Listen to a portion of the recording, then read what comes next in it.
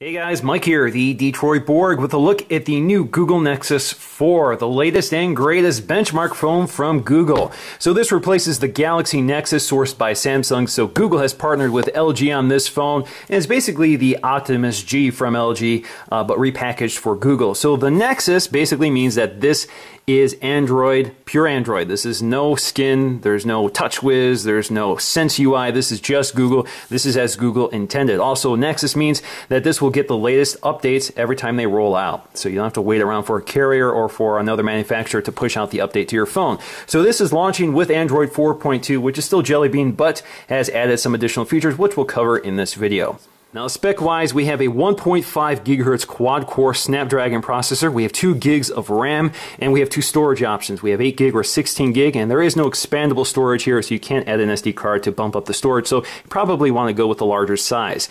Now, 8 gig starts you off at $300, and for 16 gig, you can get that at $350 at the Play Store, and that's unlocked. So that's a good, quite a good deal for a really high-end phone. Now, this does not have LTE 4G, so you're going to have to make do with HSPA Plus on GSM networks. In the United States, that means AT&T or T-Mobile. On the back, we see some of its major features highlighted, including the fact that this is totally wireless, so we do have NFC technology as well as wireless charging. So let's go ahead and crack this open and take a look around. So we have this little sleeve to pull up, and we have the box within a box, and we're going to have to cut some seals here to get inside.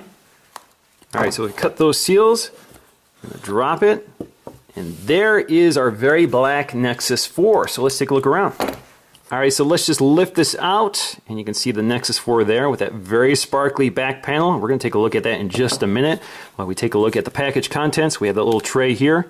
Inside we have our literature. So let's take a look to see what we get inside that packet. All right, so we have our quick start guide, which tells us a little bit about the phone in 2 different languages, English or Spanish, and we have our safety and warranty information.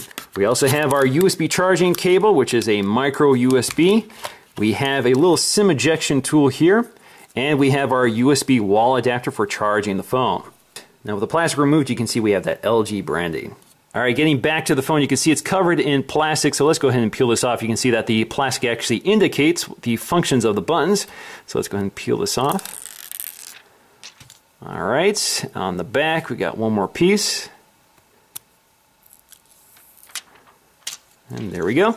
All right, with everything booted up, we can go ahead and take a look around the device. So here we have that 4.7-inch IPS Plus display. This is LCD, replacing that AMOLED display from the Galaxy Nexus. So this gives us a much higher screen resolution of 1280 by 768, which is good for 320 ppi. This is right up there with the iPhone's resolution, but over a larger screen. Now, because this is a Nexus device, we do have on-screen Android controls rather than capacitive touch buttons on the bezel like a lot of manufacturers tend to do. Actually, down here is a notification light, which most Nexus devices also have, which lets you know if there's something going on in the background, whether you have a Facebook update or email or that sort of thing. Now, up top, we'll find our earpiece, which is at the very edge of the glass, which I think looks pretty sharp. You can also see we have a 1.3 megapixel front-facing camera, which is good for 720p video. And if you look really closely on the left, you'll see some light sensors, ambient light sensors, and proximity sensors. Now, if you look at the edge of the glass, we have this chrome bezel, and the glass actually sort of curves to meet it. So it kind of has a nice feeling to it when you roll your finger across the edge of it. It feels very smooth and seamless. Almost feels like the glass is wrapping the edge of the phone. On the left side, we have our volume rocker as well as a SIM tray here, and you can see a little port here for ejecting the SIM. Toward the bottom, we have our micro USB port for charging. We have a microphone as well as these 2 screws to open up the device. On the top, we have a headphone jack as well as another microphone. On the other side, we have our sleep wake or power on and off button.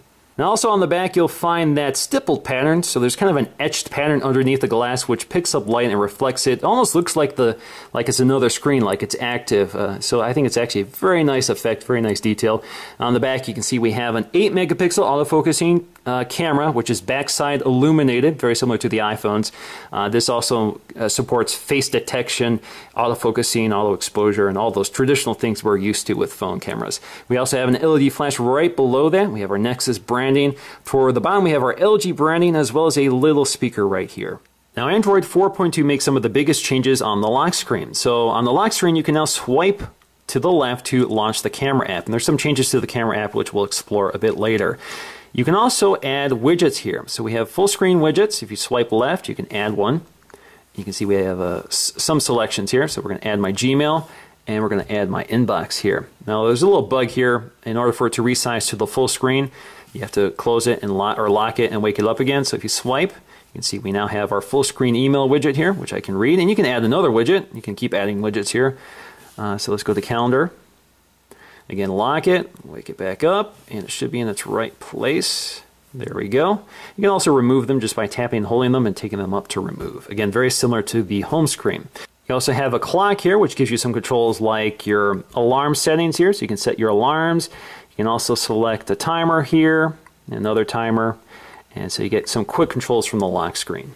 And of course, you can still launch Google Now from the lock screen, so you get a little circle here and just swipe up, takes you right to Google Now. Now 4.2 also adds this quick settings control up here, so it gives you access to things like your brightness control, settings, your battery indicator, Bluetooth on and off, airplane mode, also your network settings. So for example, if we tap brightness here, we can control our brightness on screen right here, or we can set it to auto. Now as for the stock interface here, you can see that they've given us some widgets here. So we have the My Library, which will aggregate your Google library. That includes things like your books, music, movies, etc. So it all appears in this app, and you can tap on any one of them to jump right to it. We have a clock here. We have a folder full of Google apps. So plenty of apps here. So play magazines, play books, play movies, play music, YouTube, Google Talk, calendar.